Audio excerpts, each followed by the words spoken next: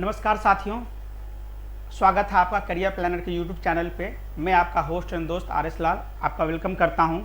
और आज का जो सीरीज़ है, जैसे कि आप लोग जान ही रहे हैं, कल आरआरबी का पीटी का रिजल्ट आया, तो आज हम लोग उसी को फोकस करके अभी से लेके मेंस तक जो है वो सेट प्रैक्टिस करवाएंगे करंट अफेयर्स में, जिससे कि ज़्यादा से ज़्यादा स्कोर जो है आप करंट अफेयर्स में कर सके। तो मोटिव हमारा यही होगा कि जो मेंस एग्जामिनेशन होने वाला है उसमें आप मैक्सिमम स्कोर कर सकें, जिससे कि आप मेंस भी क्वालिफाई करें और इंटरव्यू तक पहुंचे और फाइनल डेस्टिनेशन तक जो है वो आप पहुंचे। तो कुछ सवालात लेके हम आज आए हैं और इसी तरह का सीरीज हमारा जो है वो रेगुलर चलेगा। कब तक? तो मेंस तक। तो ज़्यादा टाइम नहीं लेते हुए हम लोग कोशिश करेंगे कि कुछ इंपॉर्टेंट सवाल को यहाँ पे जो है करवाया जाए, जिससे कि आपका एग्जाम में सक्सेस रेट जो है वो ज़्यादा हो। तो 20 क्वेश्चन होंगे। अब 20 क्वेश्चन का जो है वो सारा का सारा क्वेश्चन बैंकिंग से होगा। इसी तरीके से नेक्स्ट क्लास हम लोग लाएंगे करंट अफेयर्स पे, इसी तरह से स्ट्रैटेजी के पे, और बहुत सारा प्रैक्टिस हम लोग करवा देंगे आरआरबी को लेके, जिससे कि आप काफ़ी अच्छा स्कोर कर सकते हैं। इवन आरआरबी में ही नहीं, और भी डिफरेंट सारे एग्जामिनेशन का जो मेंस होने जा रहा है, उन सभी एग्जामिनेशन में ये आपको जो है काफ़ी ज़्यादा हेल्प करेगा। अभी आईडीबीआई बैंक में पीओ का जो है वैकेंसी आया हुआ है, जिसमें आप लोग जानते हैं 60 नंबर का करंट अफेयर्स पूछा जा रहा है, जो कि अपने आप में एक बहुत बड़ा रोल प्ले करेगा। 60 नंबर कम नहीं होता है, हम इसको इग्नोर करके नहीं चल सकते हैं। तो ज़्यादा से ज़्यादा जनरल अवेयरनेस में अगर स्कोर करेंगे तो हमारा चांसेस जो है वो उतना ज़्यादा बन जाएगा। आईडीबीआई में अभी एनआईसीएल की वैकेंसी भी आई है, तो उसमें भी करंट अफेयर्स का जो है वो इंपॉर्टेंस रहेगा। तो ये सारा जो करंट अफेयर्स हम लोग बताएंगे, यहाँ तक ही नहीं, ये हम पहले भी बोलते हैं, आज भी बोल रहे हैं, बीपीएससी तक की गारंटी दे रहे हैं। वहाँ पे भी आप यहाँ से अगर इसको पढ़ के जाएंगे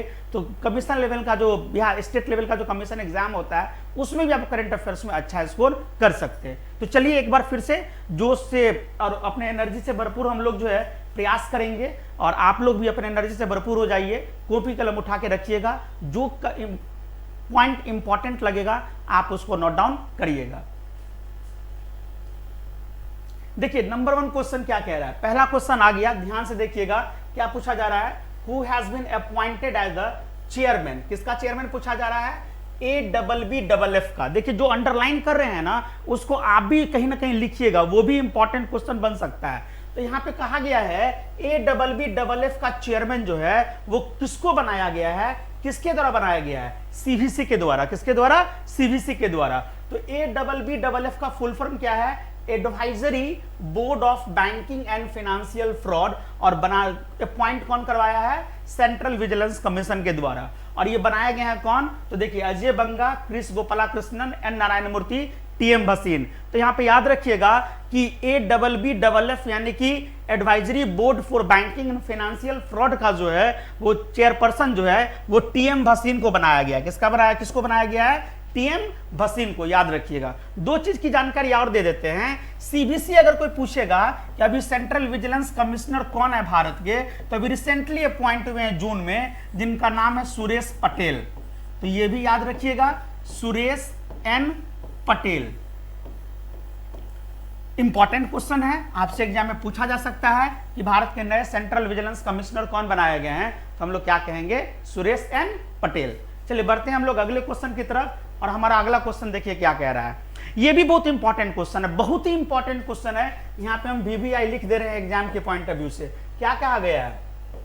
शांतिलाल जैन जो हैं वो किसी बैंक के मैनेजिंग डायरेक्टर और चीफ एग्जीक्यूटिव ऑफिसर बने हैं। तो किस बैंक के बने हैं? Indian bank, UCO bank, ICICI कि कैनरा बैंक? कहा गया है कि शांतिलाल जैन जो हैं वो एक बैंक के मैनेजिंग डायरेक्टर और चीफ एग्जीक्यूटिव ऑफिसर बनाए गए हैं। तो किस बैंक के MD एंड CEO बनाए गए हैं? तो याद रखिएगा शांतिलाल जैन इंडियन बैंक के MD एंड CEO बनाए गए हैं। याद रखना है कि शांतिलाल जैन किस बैंक के मैनेजिंग डायरेक्टर और चीफ एग्जीक्यूटिव ऑफिसर बने हैं, तो क्या कहेंगे?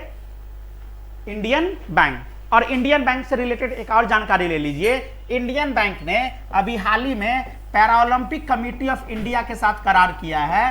पूछेगा कि इंडियन बैंक ने किसके साथ करार किया है, तो पैरालंपिक कमेटी ऑफ इंडिया के साथ करार किया है। पैरालंपिक इवेंट जो होने जा रहा है टोक्यो में, उसमें खिलाड़ियों को सहायता प्रदान करने के लिए पूछेगा कि पैरालंपिक कमेटी ऑफ इंडिया ने किसके साथ करार किया, तो क्या कहेंगे? इंडियन बैंक के साथ। अब पैरालंपिक कमेटी ऑफ इंडिया की चेयरपर्सन अगर कोई पूछ दे कि कौन है, तो ये भी याद रखिएगा पैरालंपिक कमेटी की चेयरपर्सन जो है वो कौन है, उनका नाम है दीपा मलिक। क्या नाम है, दीपा मलिक। ये भी जानकारी आप याद रखिएगा।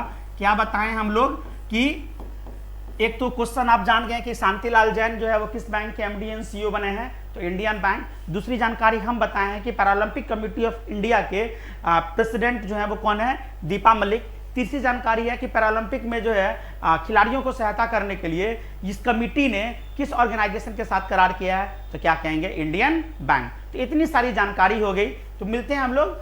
देखिए, जो भी हम एक चीज बता रहे हैं कि करंट अफेयर्स को डायरेक्टली ही नहीं कि क्वेश्चन जो आया और आप उसका आंसर पढ़ लिए, ये सही चीज नहीं है। अगर ऑप्शन से भी कुछ जानकारी बन रही है, लेटेस्ट में जो ऑप्शन दिया है उससे रिलेटेड भी कोई जानकारी अभी घटी है, तो उसको यहीं पे देख लीजिए। जैसे कि अभी हम लोग बोले कि कैनरा बैंक के बारे में सुनते हैं, तो आप लोग अभी जानते होंगे कि अभी कैनरा बैंक के चीफ फाइनेंशियल ऑफिसर जो है वो एसके मजूमदार को बनाया गया है। कोई पूछेगा कि कैनरा बैंक के जो है चीफ फाइनेंशियल ऑफिसर कौन बनाए गए हैं, तो क्या कहेंगे, एसके मजूमदार। याद रखिएगा, मजूमदार जो हैं वो क्या बनाए गए हैं, चीफ फाइनेंशियल ऑफिसर बनाए गए हैं। किसके, तो क्या कहेंगे, कैनरा बैंक।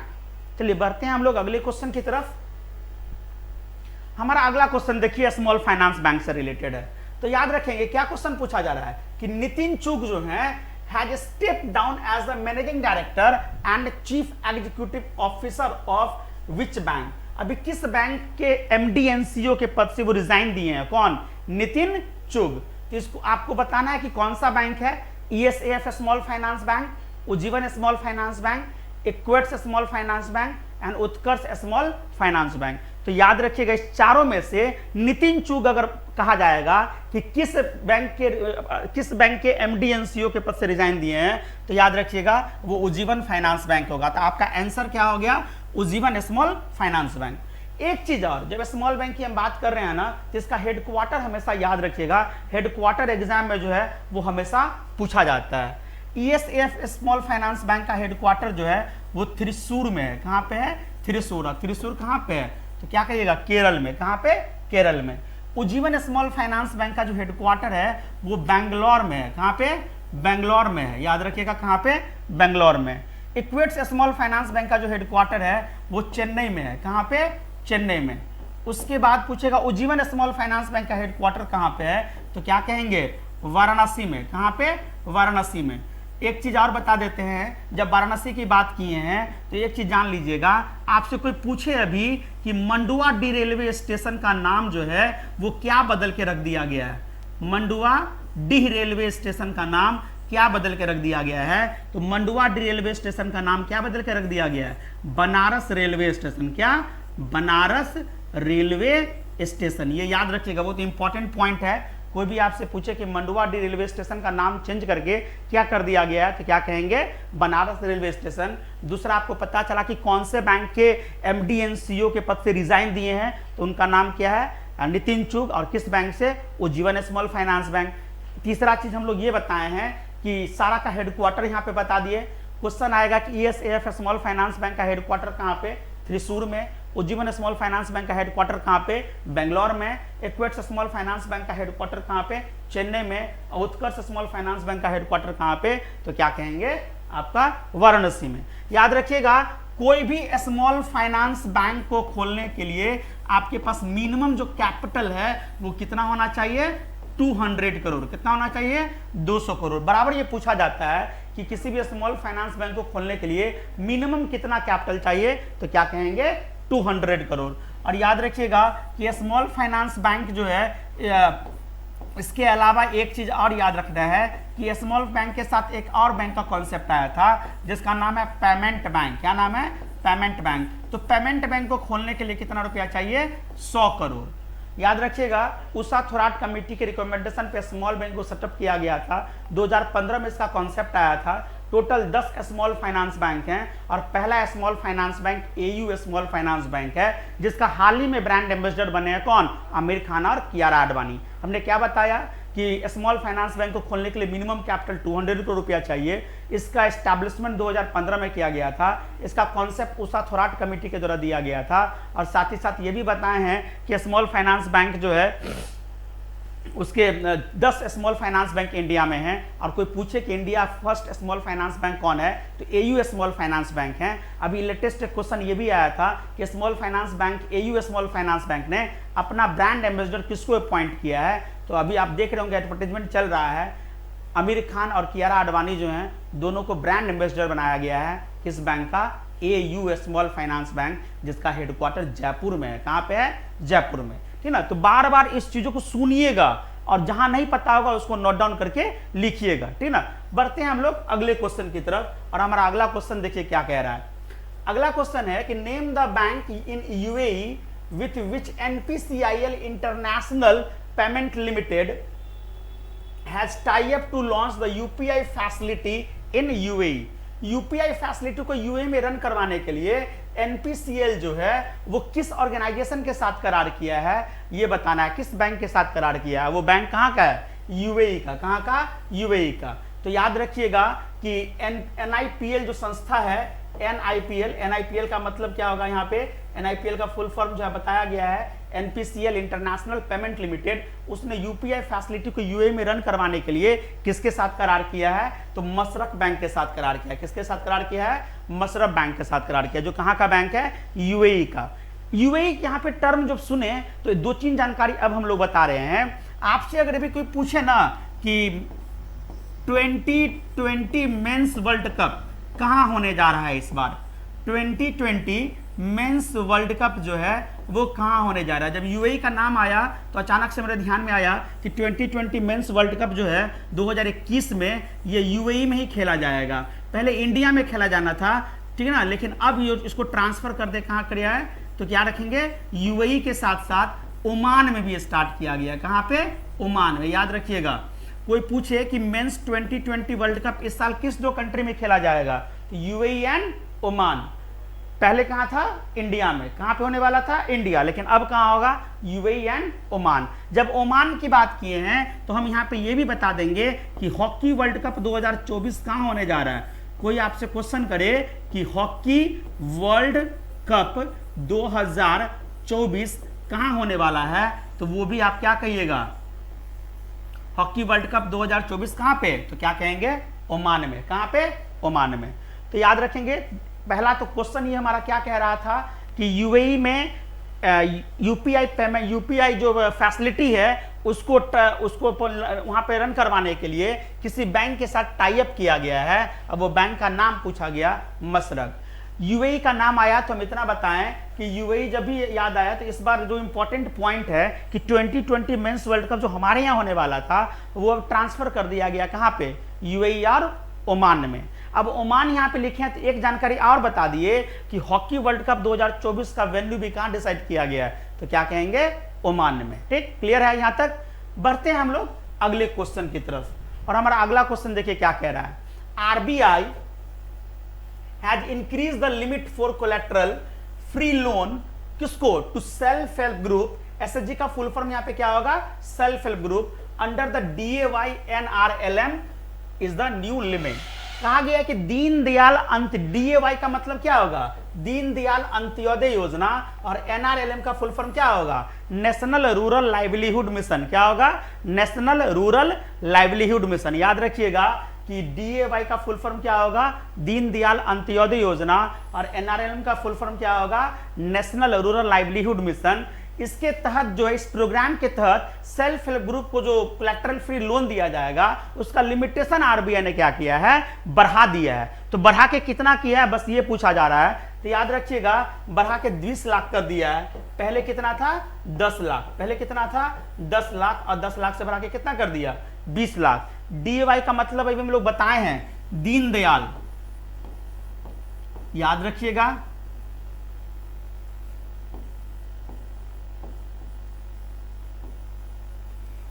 दीनदयाल अंत्योदय योजना होगा, और एनआरएलएम का फुल फॉर्म होगा national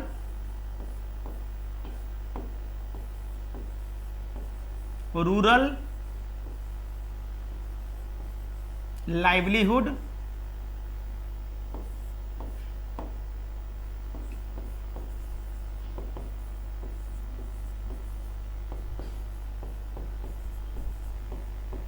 national rural livelihood mission. तो याद रखिएगा कि सेल्फ हेल्प ग्रुप को कोलैटरल फ्री लोन का लिमिटेशन जो 10 लाख से 20 लाख किया गया है आरबीआई के द्वारा, वो किस योजना के तहत? तो दीनदयाल अंत्योदय योजना, नेशनल रूरल लाइवलीहुड मिशन के तहत। चलिए बढ़ते हैं हम लोग अगले क्वेश्चन की तरफ। और हमारा अगला क्वेश्चन देखिए क्या कह रहा है। Neo collection is a DIY digital payment platform launch by which bank. कहा गया है कि नियो कलेक्शन जो है एक तरह का क्या है? Do it yourself digital repayment platform है। किसके लिए? जिसका मिस्ड लोन का जो EMI जो है वो रीपेमेंट जो है वो मिस्ड हो गया होगा, तो उसके लिए मिस्ड लोन के लिए जो है वो एक प्लेटफॉर्म लॉन्च किया है। तो पूछा गया कि कौन सा बैंक लॉन्च किया है? क्या यस बैंक होगा, HDFC, यूको बैंक या कोटक महिंद्रा बैंक? तो यहाँ पे याद रखिएगा इसका आंसर जो है वो कोटक महिंद्रा बैंक होगा। और DIY का मतलब होगा डू इट योरसेल्फ। क्या होगा? डू इट योरसेल्फ, ठीक ना। तो Kotak Mahindra bank short form में कहीं कहीं पे KMB लिखा रहता है, तो KMB का मतलब ही होगा क्या यहाँ पे? कोटक महिंद्रा बैंक। तो किसके लिए? तो जो लोन मिस्ड लोन के लिए एक रिपेमेंट फैसिलिटी लॉन्च किया है। कौन? तो क्या कहेंगे? कोटक महिंद्रा बैंक। चलिए बढ़ते हैं हम लोग अगले क्वेश्चन की तरफ। और हमारा अगला क्वेश्चन देखिए क्या है। ये जो भी क्वेश्चन यहाँ पे बताने जा रहे हैं हर एक क्वेश्चन इंपॉर्टेंट है। उन्हीं क्वेश्चन को हम अभी मेंस तक लाते रहेंगे, जो क्वेश्चन एग्जाम में डायरेक्ट जो है वो हिट करेगा। तो आरआरबी से रिलेटेड जो भी एग्जाम आप जो भी जितने भी स्टूडेंट्स एग्जाम देने जा रहे हैं, जिनका फर्स्ट फेज क्लियर हुआ है, उनको बहुत बहुत कॉन्ग्रेचुलेशंस। और ज़्यादा मेहनत करिए कि मेंस भी अच्छा हो, और साथ ही साथ हम लोग मेंस भी क्वालिफाई करें, और मेंस के साथ साथ इंटरव्यू भी क्वालिफाई करें, और फाइनल सिलेक्शन हम लोग लें। 1 जनवरी को जब फाइनल रिजल्ट आए तो वो साल का जो पहला दिन है वो पहला दिन बेहतरीन हो जाए। इसके लिए हमको अभी अगले 25 तारीख तक जो है वो मेहनत करना होगा। यह मेहनत हम दोनों मिलके करेंगे। तो हम जो भी यहाँ पे क्वेश्चंस बताते हुए चले जा रहे हैं, क्वेश्चन के अलावा जो अलग क्वेश्चंस हम लोग बताते चले जा रहे हैं, उसको एक बार पढ़ लीजिएगा। आप प्रीवियस में भी जितने भी लेक्चर हुए हैं करंट अफेयर से, उसको भी कर लीजिएगा, तो सफिशियंट है। और वैसे ट्रस्ट रखिए, हम लोग जो भी अगले 25 तारीख तक हम लोग बताएंगे डायरेक्ट एग्जाम में वो हिट करेगा, इतनी गारंटी हम लोगों की है। चलिए, गारंटी का मतलब ये नहीं कि नहीं मिलेगा तो कल लाल सर को खोजिएगा, यूट्यूब चैनल पे बोले थे लाल सर आप या इसको पढ़ लीजिएगा। पूरी तैयारी कीजिए, इसमें ये भी एक इंपॉर्टेंट रोल प्ले करेगा। चलिए बढ़ते हैं हम लोग अगले क्वेश्चन की तरफ। हमारा अगला क्वेश्चन देखिए, बहुत ही इंपॉर्टेंट पॉइंट है, बहुत ही इंपॉर्टेंट पॉइंट है। क्या कहा गया है कि फॉर्च्यून ग्लोबल 500 लिस्ट में भारत के तरफ से कितनी कंपनियों को शामिल किया गया है। सबसे पहले तो ये जान लीजिए कि फॉर्च्यून ग्लोबल 500 में नंबर 1 पे जो कंपनी आई है उसका नाम है वॉलमार्ट। नंबर 1 पे कौन है? वॉलमार्ट। लेकिन यहां पे क्या पूछा गया है? भारत की तरफ से कितनी कंपनी आई है? तो याद रखिएगा 11, 5, 7, 9 में ऑप्शन नंबर सी हमारा करेक्ट आंसर होगा।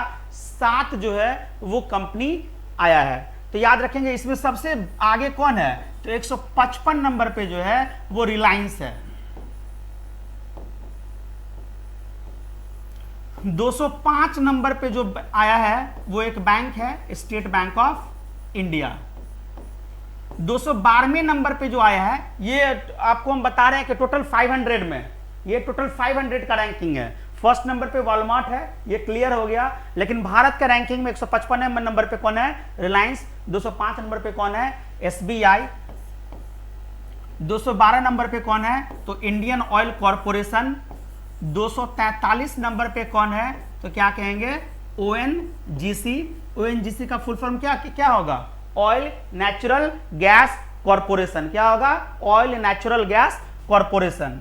उसके बाद याद रखिएगा 348वें नंबर पे कौन है? तो इंडिया की सबसे बड़ी एक्सपोर्ट कंपनी है जिसका नाम है राजेश एक्सपोर्ट। क्या नाम है?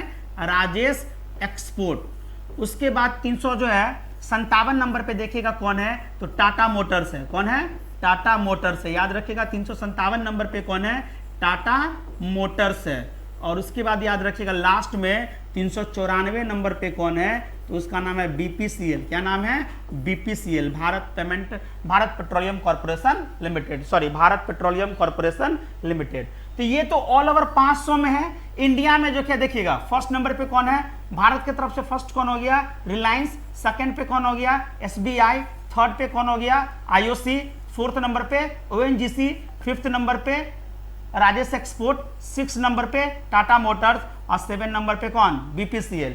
तो ये याद रखिएगा फॉर्च्यून ग्लोबल 500 में नंबर 1 ओवरऑल में वॉलमार्ट है, लेकिन भारत की तरफ से जो 7 कंपनी है उसमें नंबर 1 कौन है, रिलायंस, और लास्ट यानी कि नंबर 7 कौन है, BPCL। और BPCL का ओरिजिनल 500 में रैंकिंग है 394। तो एक बार फिर से याद रखिएगा 155 नंबर पे रिलायंस, 205 नंबर पे SBI, 212 नंबर पे IOC, 243 पे ONGC, 348 पे, ठीक है ना, 348 पे याद रखिएगा राजेश एक्सपोर्ट, 357 पे टाटा मोटर्स और 394 पे कौन है, BPCL, भारत पेट्रोलियम। चलिए बढ़ते हैं हम लोग अगले क्वेश्चन की तरफ, और हम देखिए हमारा अगला क्वेश्चन क्या कह रहा है। चीफ एग्जीक्यूटिव ऑफिसर का नाम पूछा है किस कंपनी का, NPCL Bharat bill pay limited. NBBL का फुल फॉर्म क्या होगा, NPCL Bharat bill pay limited, Bharat bill pay limited. ये NPCI पढ़िएगा, याद रखिएगा यहाँ पे NPCI पढ़िएगा, जितना भी NPCL है यहाँ पे NPCI पढ़िएगा, national payment corporation of India होगा। क्या होगा, national payment corporation of India. अब यहाँ पे पूछा जा रहा है कि एक जो नई कंपनी है NBBL, NPCI Bharat bill pay limited, इसका जो है चीफ एग्जीक्यूटिव ऑफिसर कौन बना है। तो अभी हम लोग क्लास में पढ़ाए भी हैं, नुपुर चतुर्वेदी जो है वो चीफ एग्जीक्यूटिव ऑफिसर बनाई गई हैं, किसका, NBBL। लेकिन यहाँ पे 2 नाम और इंपॉर्टेंट है। विश्वमोहन महापात्रा का नाम याद रखिएगा, ये नॉन एग्जीक्यूटिव चेयरमैन है, ये नॉन एग्जीक्यूटिव चेयरमैन है।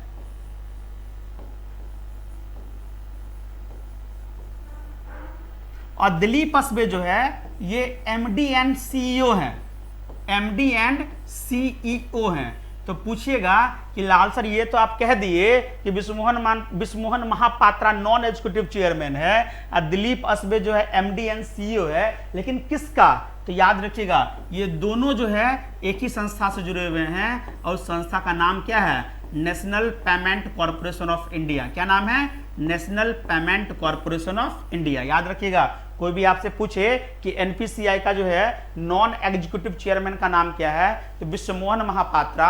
और अगर क्वेश्चन आ जाए कि NPCI का MD एंड CEO कौन है, तो उसका नाम क्या है, दिलीप असबे।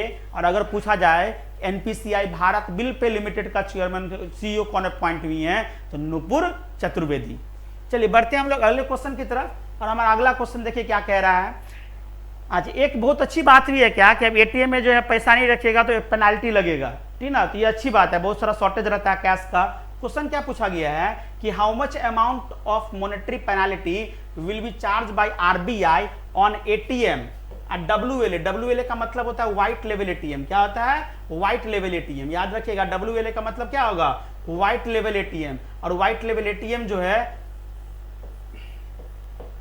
इसको व्हाइट लेवल ATM पढ़िएगा। तो जो भी व्हाइट लेवल ATM है ये सेटअप करता है नॉन बैंक फाइनेंस कंपनी। कौन सेटअप करता है, non bank finance company. Bharat का पहला व्हाइट लेवल ATM अगर कोई आपसे पूछे कि फर्स्ट व्हाइट लेवल ATM कौन था, तो वो इंडिकैश के नाम से खोला हुआ है। किस नाम से, इंडिकैश के नाम से। याद रखिएगा गांव घर में देखते होंगे कि जो बैंक नहीं होता है वो भी ATM फैसिलिटी प्रोवाइड करता है। तो नॉन बैंकिंग कंपनियां जो ATM फैसिलिटी प्रोवाइड करेंगी उसी को हम लोग व्हाइट लेवल ATM कहेंगे। और व्हाइट लेवल ATM पहला जो है किस ब्रांड से नाम से खोला गया था, इंडिकैश, जिसको खोलने वाली कंपनी का नाम था Tata communication payment solution limited, TCPSL। क्या नाम था, Tata communication payment solution limited. और पहला जो है वो किस राज्य में खोला गया था, तो ये भी याद रखिएगा, उसका नाम है महाराष्ट्र। क्या नाम है, महाराष्ट्र। ये भी याद रखिएगा नाम क्या है उसका, महाराष्ट्र।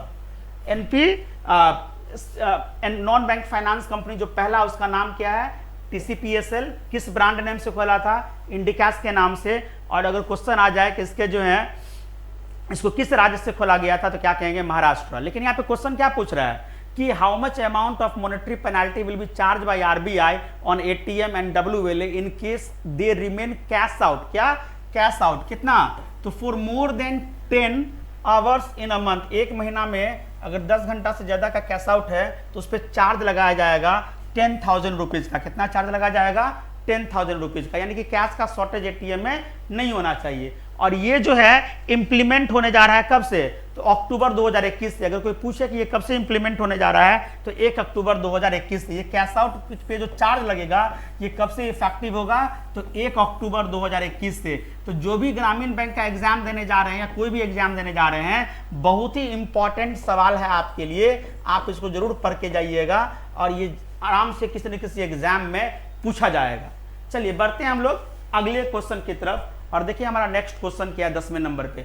कहा गया कि दुकानदार ओवरड्राफ्ट नाम का एक योजना जो है वो लॉन्च किया है स्मॉल रिटेलर्स के लिए। देखिए यहाँ पे एक भी क्वेश्चन बन गया कि दुकानदार ओवरड्राफ्ट योजना जो है किसके लिए लॉन्च किया गया है, स्मॉल रिटेलर्स के लिए। कौन सा बैंक लॉन्च किया, दुकानदार ओवरड्राफ्ट योजना के तहत जो है वो 50,000 रुपए से 10 लाख तक का लोन मिलेगा। कितने तक का, 10 लाख तक का। ये याद रखें कितने से कितने, तो 50,000 से लेके 10 लाख। तो दुकानदार ओवरड्राफ्ट योजना जो है वो HDFC बैंक के द्वारा स्टार्ट किया गया है। किस बैंक के द्वारा स्टार्ट किया गया है, HDFC बैंक के द्वारा। याद रखना है किस बैंक के द्वारा स्टार्ट किया गया है, HDFC बैंक के द्वारा स्टार्ट किया गया है। चलिए बढ़ते हैं हम लोग नेक्स्ट क्वेश्चन की तरफ। लेकिन ये याद रखिएगा दुकानदार ओवरड्राफ्ट योजना तो पता चल ही गया, HDFC बैंक किसके लिए, स्मॉल रिटेलर्स के लिए। लेकिन ये भी याद रखिएगा लिमिटेशन कितना है, 50,000 से लेके 10 लाख तक। तो ये ज्यादा इंपॉर्टेंट है, इसको जो है याद करके रखिएगा। ये भी आपके लिए इंपॉर्टेंट क्वेश्चन बन सकता है ग्रामीण बैंक में। चलिए बढ़ते हैं अगले क्वेश्चन की तरफ। पिछले 8-9 सालों से जो हम लोग पेपर देख रहे हैं करंट अफेयर्स का, जीए का, खासकर बैंक के एग्जाम में, उसी के आधार पे हम लोग ये क्वेश्चन तैयार कर रहे हैं। पहले भी सेशन जो चलता था उसी के आधार पे चलता था और अभी भी जो सेशन हम स्टार्ट किए हैं हम लोग ये इसी आधार पे चलेगा। और 25 सितंबर तक शायद एग्जाम है, तो जब तक एग्जाम नहीं हुआ है तब तक हम लगभग कोशिश करेंगे कि 8 से 9 टेस्ट आपको हम करवा दें, 10 टेस्ट करवा दें, लगभग 200 क्वेश्चन करवा दें। और गारंटी के साथ कहते हैं कि 200 में 30 क्वेश्चन जो है वो एग्जाम में आएगा, ये हमारा गारंटी है। चलिए बढ़ते हैं अगले क्वेश्चन की तरफ। इन गारंटी को कभी भी दिल पे मत लीजिएगा, ये हम बराबर कह रहे हैं, ऐसा ना हो कि बोल दिए हो नहीं हुआ हो। लक हो सकता है, क्वेश्चन 1000 है, जीए का कोई फिक्स्ड एरिया नहीं है। अगर कोई कहता है कि जीए का कोई फिक्स एरिया है तो गलत है, अथाह समुद्र है, कुछ भी पूछा जा सकता है। तो हम लोग अपने तरफ से अपना बेस्ट ही जो है वो दे रहे हैं क्वेश्चंस के मामले में, ठीक ना। वैसे ईश्वर की इच्छा है। चलिए बढ़ते हैं हम लोग अगले क्वेश्चन की तरफ।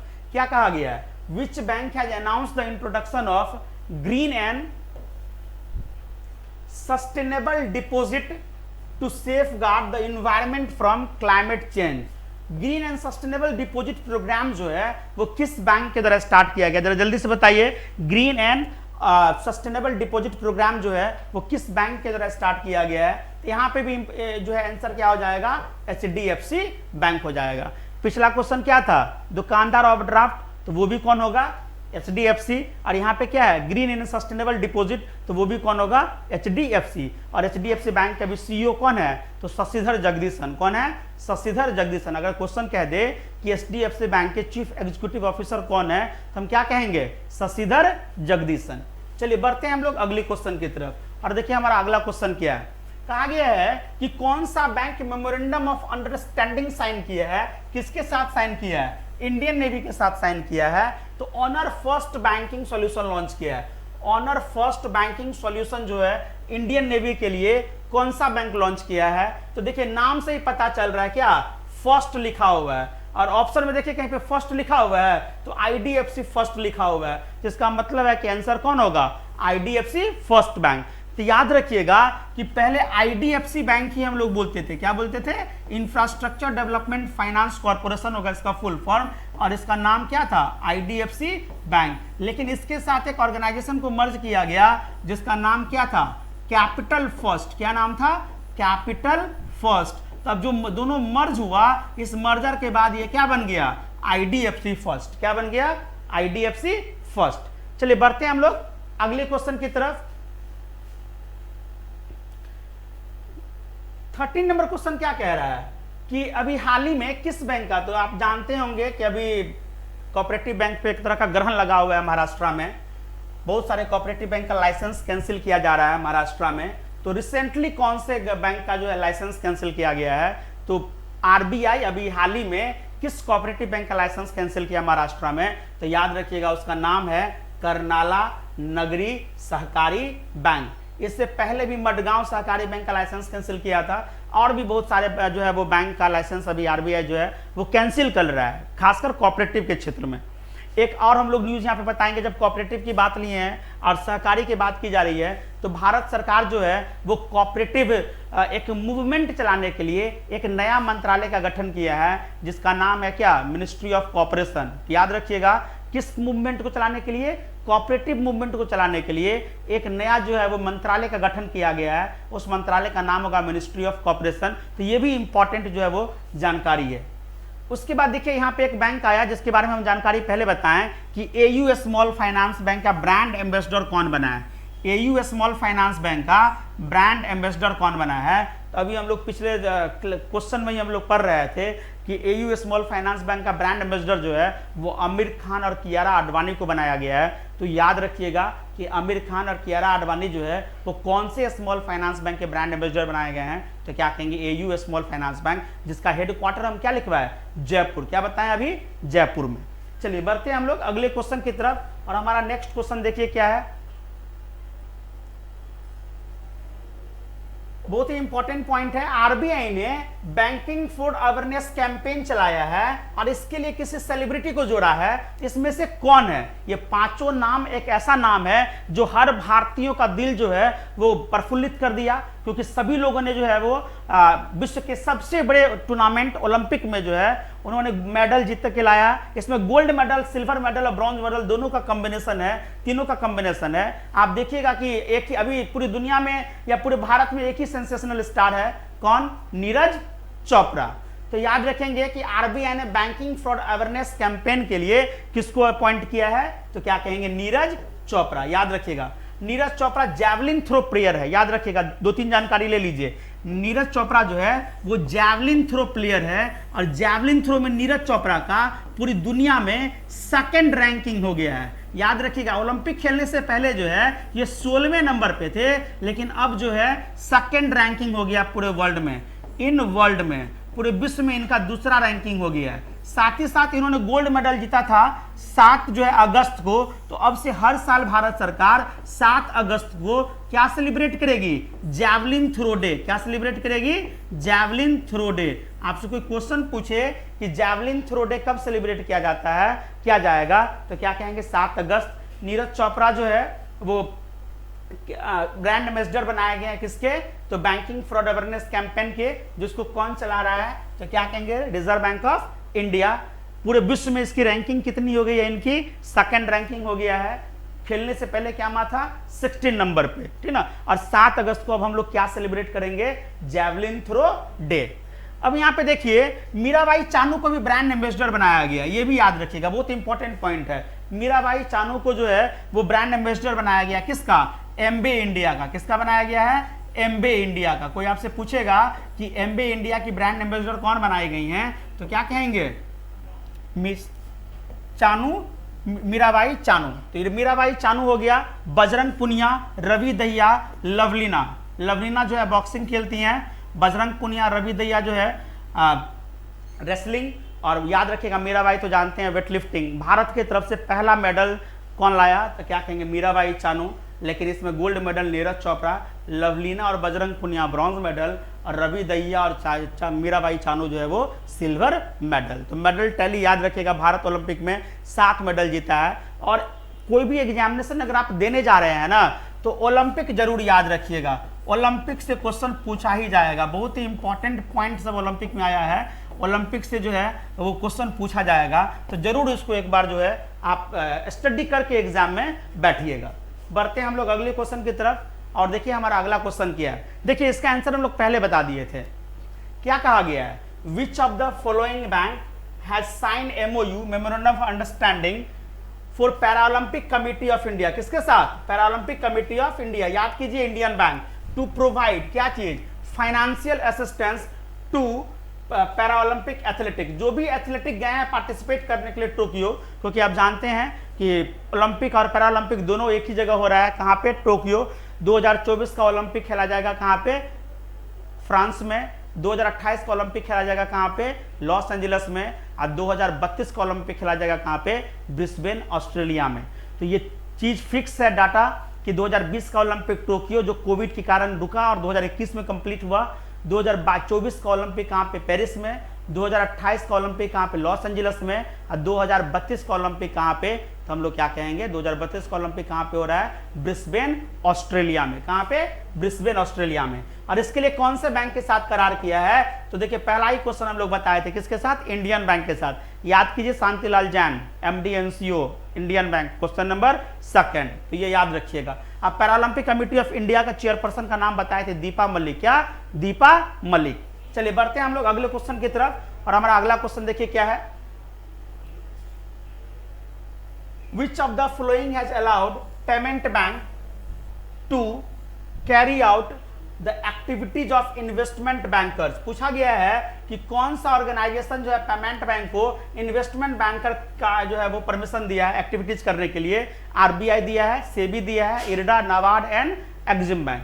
क्या क्वेश्चन है कि पेमेंट बैंक जो है पेमेंट बैंक को इन्वेस्टमेंट बैंकर की एक्टिविटीज करने के लिए अभी हाल ही में कौन ऑर्गेनाइजेशन जो है अलाउ किया है, तो याद रखिएगा इसमें सेबी होगा, securities exchange board of India. और जानते हैं सेबी के चेयरमैन कौन है, अजय त्यागिया। कब सेटअप हुआ था सेबी, 1988 में। कब सेटअप हुआ था, 1988 में।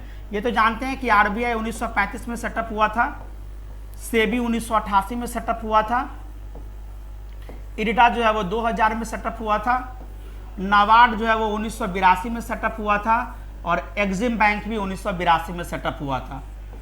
इसके बाद ये भी याद रखिएगा, सेबी इक्वल टू ये भी लिख सकते हैं, नेशनल हाउसिंग बैंक NHB कब सेटअप हुआ है, ये भी 1988 में। तो एस्टैब्लिशमेंट ईयर भी कभी कभी इंपॉर्टेंट होता है, हो सकता है कि नहीं याद हो, या हो सकता है कि आप याद करते हो सोच के नहीं पूछे, लेकिन जानकारी के लिए अच्छी बात है, जानकारी रखनी चाहिए, क्या पता कब किस रूप में कौन सा सवाल आपके पास आ जाए, इसके लिए डिटेल जानकारी हमारे पास होनी चाहिए। चलिए बढ़ते हैं हम लोग अगले क्वेश्चन की तरफ, और हमारा अगला क्वेश्चन देखिए क्या कह रहा है, 1 मिलियन कस्टमर हो गया है किसके थ्रू, व्हाट्सएप बैंकिंग चैनल के थ्रू। किसके थ्रू, व्हाट्सएप बैंकिंग चैनल के थ्रू 1 मिलियन जो है कस्टमर का माइलस्टोन जो है वो कंप्लीट किया है।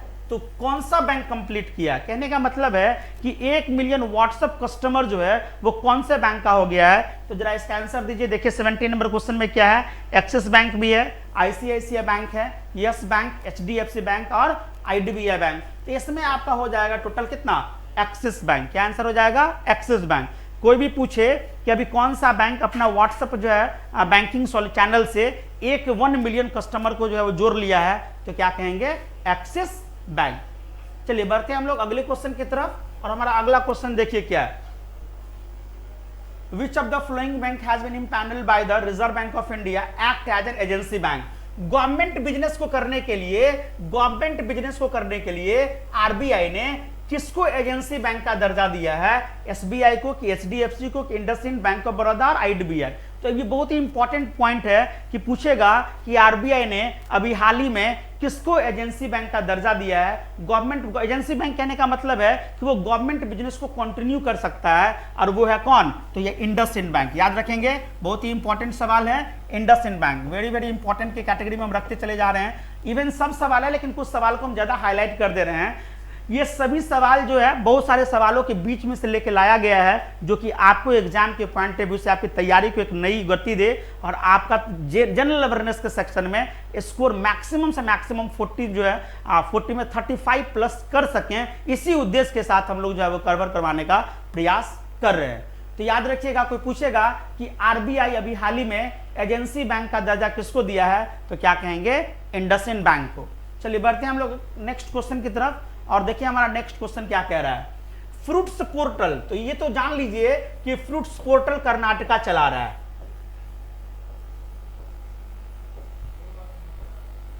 फ्रूट्स का फुल फॉर्म क्या होगा, तो देखिए farmer registration and unified beneficiary information system. क्या लिखा है, farmer registration and unified beneficiary information system. इसके लिए किस बैंक के साथ करार किया गया है, तो थोड़ा सा आइडिया लगा सकते हैं कि कौन स्टार्ट किया है, कर्नाटक। तो इसका मतलब है ये किसके साथ करार किया गया है, कर्नाटका विकास ग्रामीण बैंक के साथ। और कर्नाटका विकास ग्रामीण बैंक का कोई पूछेगा कि स्पॉन्सर कौन है, तो क्या कहेंगे, इसका स्पॉन्सर का नाम है कैनरा बैंक। क्या नाम है, कैनरा बैंक। तो याद रखिएगा कि कर्नाटका विकास ग्रामीण बैंक ने अभी हाल ही में जो है लॉन्च किया क्या, फ्रूट्स पोर्टल। फ्रूट्स पोर्टल को कौन चला रहा है, कर्नाटका की सरकार। कर्नाटका की जब बात आया तो ये चीज और जान लीजिए कि अगर कोई पूछे कि विश्व भारत में कौन सा ऐसा स्टेट है जो ट्रांसजेंडर को 1% का रिजर्वेशन दिया गवर्नमेंट सर्विस में, तो क्या कहिएगा, कर्नाटक। क्या कहिएगा, कर्नाटक, ठीक ना। उसके बाद अगर कोई पूछे कि ट्रांसजेंडर पर्सन को पुलिस सर्विस ज्वाइन करने के लिए कौन सी राज्य सरकार ने अनुमति दी है, तो वहां पे क्या हो जाएगा, उड़ीसा। जब बात उड़ीसा की हमने, तो ये भी जान लीजिएगा अगले 10 सालों तक जो है वो भारतीय हॉकी का स्पॉन्सर कौन बनेगा, उड़ीसा। साथ ही साथ ये भी जान लीजिएगा भारत का पहला राज्य बन गया उड़ीसा जो स्मार्ट हेल्थ कार्ड लॉन्च किया है। देखिए यहाँ पे कितनी सारी जानकारी दे दी है। फ्रूट्स पोर्टल कौन चला रहा है, कर्नाटक। अभी किसके साथ करार किया गया है, तो कर्नाटका विकास ग्रामीण बैंक के साथ, जिसका स्पॉन्सर कौन है, कैनरा बैंक। 1% रिजर्वेशन जो है वो ट्रांसजेंडर को गवर्नमेंट सर्विस में कौन दिया है, कर्नाटक। ट्रांसजेंडर पर्सन को पुलिस सर्विस ज्वाइन करने का आदेश कौन दिया है, उड़ीसा। अगले 10 सालों तक ओलंपिक इंडियन हॉकी को स्पॉन्सर कौन करेगा, उड़ीसा। और स्मार्ट हेल्थ कार्ड भी जो है वो कौन डिजाइन किया है, तो क्या कहेंगे, उड़ीसा। चलिए बढ़ते हैं हम लोग अगले क्वेश्चन की तरफ, और हमारा लास्ट क्वेश्चन है 20 नंबर। और क्या कहा गया है कि which organisation has introduced the financial inclusion index. तो याद रखिएगा, एक तो फुल फॉर्म इसका पूछ जाएगा कि FII का फुल फॉर्म क्या होगा, तो क्या कहेंगे, financial inclusion index. Financial inclusion में बैंकिंग हो जाएगा, इन्वेस्टमेंट हो जाएगा, इंश्योरेंस हो जाएगा, इन सारी चीजों पे फाइनेंशियल इंक्लूजन पे कितना काम हुआ है इसका एक डाटा निकलता है, जिसमें कि आपका जो है एक्सेस, क्वालिटी और यूसेज को देखा जाता है और उसी पैरामीटर के आधार पर डिसाइड किया जाता है। तो इस बार मार्च 21 में जो है फाइनेंशियल इंक्लूजन इंडेक्स जो है, इस बार मार्च 21 में पूछेगा कि मार्च 21 जो अभी फाइनेंशियल ईयर खत्म हुआ 2021 का, वहां पे फाइनेंशियल इंक्लूजन इंडेक्स हमारा जो है वो कितना रहा है, तो 53.9% रहा है। कितना परसेंट रहा है, 53.9% रहा है। ये याद रखिएगा, डायरेक्टली क्वेश्चन आ जाएगा कि इस बार जो है फाइनेंशियल इंक्लूजन इंडेक्स कितना परसेंट रहा, तो क्या कहेंगे 53.9%। लेकिन फाइनेंशियल इंक्लूजन इंडेक्स को कौन इसमें से रिलीज करता है, तो क्या नंबर 1 क्या है, ministry of finance, RBI, SEBI और इरडा। तो जब भी फाइनेंशियल इंक्लूजन की बात हो गई तो इसका मतलब है कि इसको कौन सा रिलीज करता है, तो क्या कहेंगे, रिजर्व बैंक ऑफ इंडिया। तो ये याद रखिएगा, बहुत ही इंपॉर्टेंट, ये भी बहुत ही इंपॉर्टेंट सवाल है, काफी बार एग्जाम में जो है वो पूछा गया है और अभी रिसेंटली डाटा आया है, तो ये भी एग्जाम में एक इंपॉर्टेंट क्वेश्चन बन सकता है। इसी तरह का बहुत सारा करंट अफेयर्स जो हम लोग फिर से लाएंगे अगला सेशन में, फिर हम लोग नए जो है वो 20 अलग क्वेश्चन को लेके आएंगे, साथ ही साथ कुछ टॉपिक को भी लेके आएंगे। अगर आपको लग रहा है कि जो ये चैनल आपके लिए फ्रूटफुल है, ये नॉलेज आपके लिए फ्रूटफुल है, तो आप जो है अगले सेशन में बने रहने के लिए करियर प्लानर के यूट्यूब चैनल को सब्सक्राइब करिए, जिससे कि ज़्यादा से ज़्यादा हम लोग जो है वो मेहनत कर सकें और अपने एग्जाम में एक मैक्सिमम स्कोर करंट अफेयर्स में हम लोग निर्धारित कर सकें। तो हमारा प्रयास यही रहेगा कि ज़्यादा से ज़्यादा आप स्कोर कर सकें। आपका प्रयास रहना चाहिए कि जो हम लोग बताए हैं उसको 1 बार 2 बार फिर से घर में डिस्कस करें, और कोशिश रहेगी कि कम से कम 10 टेस्ट हम लोग इसको ले लें, जिससे कि एग्जाम में आपको काफ़ी हेल्पफुल हो। तो यहीं पे छोड़े चले जाते हैं। नमस्कार।